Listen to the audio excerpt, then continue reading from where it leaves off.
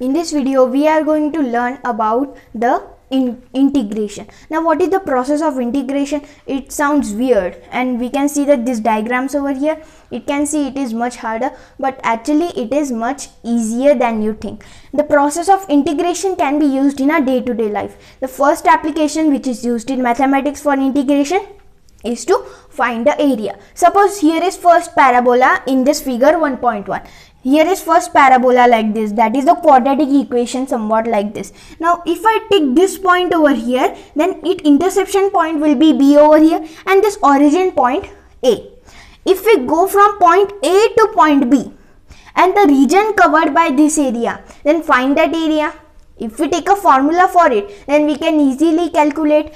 And if we move this like this, if we move this parabola somewhat like this, then this area, now this area and this area will be equal. But there are some differences though.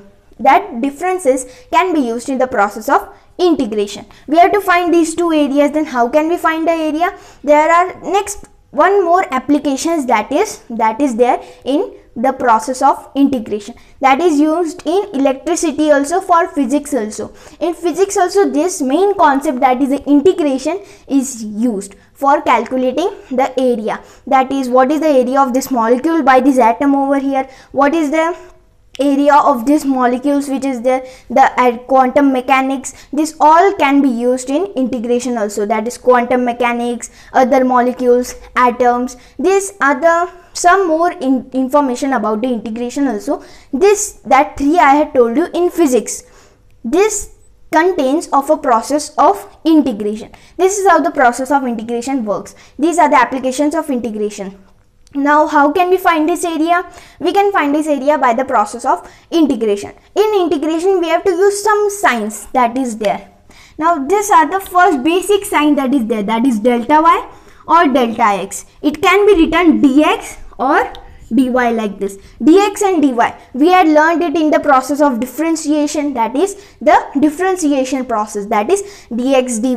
We have to find dy by dx, that is we have to find the derivative of the x that is given in the process of in the process of derivation. We have to use this process, that is the differentiation. Now we will forget it over here. We have to concentrate on integration, that is the area under the curve, that we will learn in a fifth topic. But first we have to learn about the basics on integration.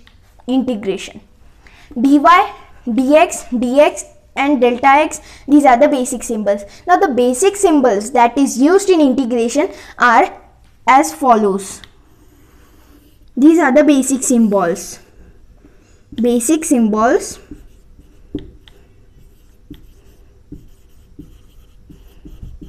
used in integration.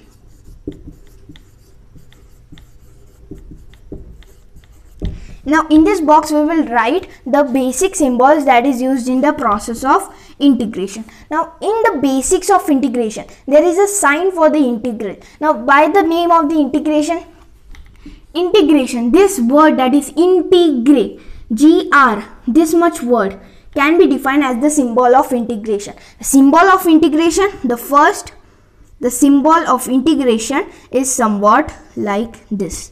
This is the symbol of integration. This is the symbol for integration. But why it is used?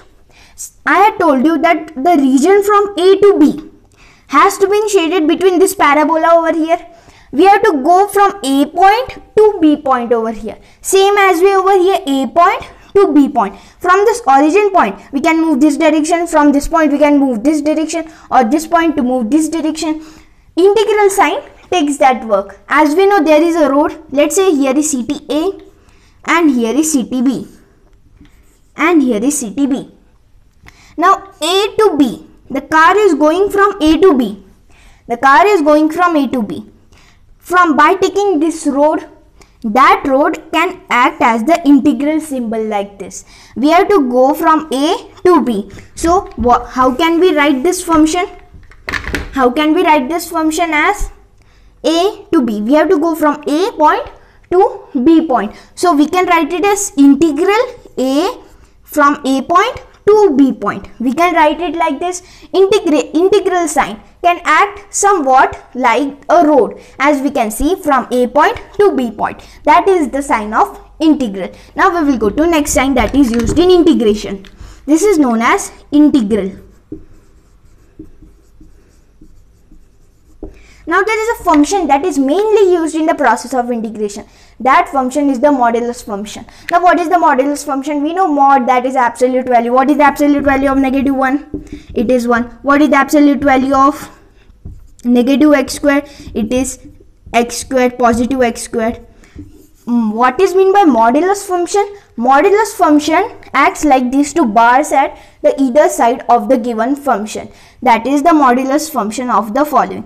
That means if there is a negative sign in the given function and we have to modulate it, then take the positive of it and then write it as the answer. That means the modulus of -1 will be equals to 1.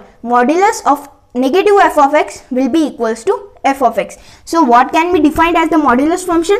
The modulus function is the function at which the given function, if it is negative, then turn it into just positive integer. So we can say that in the modulus function of negative f of x will be equals to f of x. That is f of x. Like this we can define the modulus function. This is the function that is used in integration. Now just this much information is not able to find the area of this figure over here.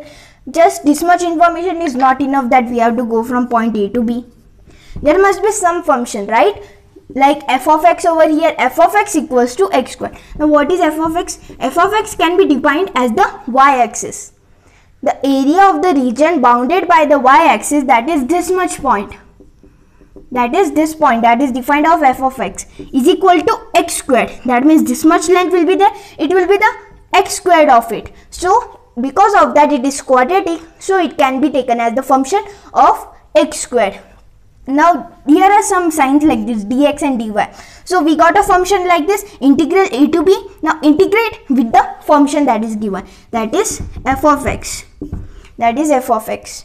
F of x is given. Now this much information is enough? No, this information is still not enough. If we write this in exam, then it will wrong. Suppose the area of the region is lying on the x-axis like this. Then we have to use this symbol that is called as dx, also known as delta x, derived from the Greek letter known as delta. That is this delta that is used in differentiation, and this delta that is used in quadratics also, and it is also used in calculus. This delta we have to deal with. This delta is used in integration. That's why there are some units that are basic units that which we can find its area. That is the basics of integration. Now if we have to find its area, you may say that if we take small rectangles like this, then we can find its area. If we, instead of this, if we take small rectangles like this is first rectangle, this is second, third, fourth, and continue like this. If we take like this rectangles like this, then it may cover some area of this curve figure. Now this much, now still here some area is remaining. Then if we take more amount of rectangles like this, still some area is remaining. If we take infinite number of rectangles like this, still we can see that then there is no area remaining. If we take infinite number of rectangles and a small unit between these two rectangles like this, suppose it is lying on x-axis, then it can be denoted as the small unit that is known as delta x or dx. So the function derived by the f of x, that is the given function, that is dx, lying on x-axis. Then each twice of its multiple will be at a dx. So f of x times dx will be the total integrated function. Total integrated function. So the area bounded by this region will be integral from which point to which point? A to b. Integral a to b function f of x lying on x-axis of each interval of a unit that is lying on the x-axis will be dx. If we calculate this, then we will get the total area of this region over here. Same work as this is known as integral sign. Next we had find out, that is dx and dy. Dx and dy, this much is enough. And there are some functions like this. Example, there is function like modulus function. Modulus function, that is modulus f of x, negative f of x will be equals to always the positive integer of it. So the modulus of f of x, negative f of x will be equals to f of x. That is the function made by the x. So it will be negative f of x. When we take the modulus of it, then we will get f of x. This is how the introduction to integration acts. This is what we had learned about the basics of integration. In our next video, we are going to see some formulas based on integration to find the area of any curve and how to solve the questions based on indefinite integral and definite integral. Now there are two types of integral, indefinite integral and definite integral. Now there is no point like this. Suppose there are no points like this from A to B. Then there is just an integral sign like this and some functions like this f of x dx like this. If we take this function over here, then like this function of integration is known as indefinite integral.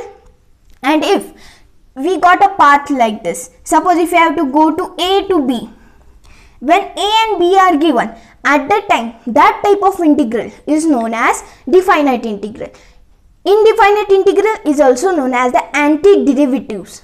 Indefinite integral is also known as the antiderivative of a function. In our next video, we are going to see the basic formulas on integration.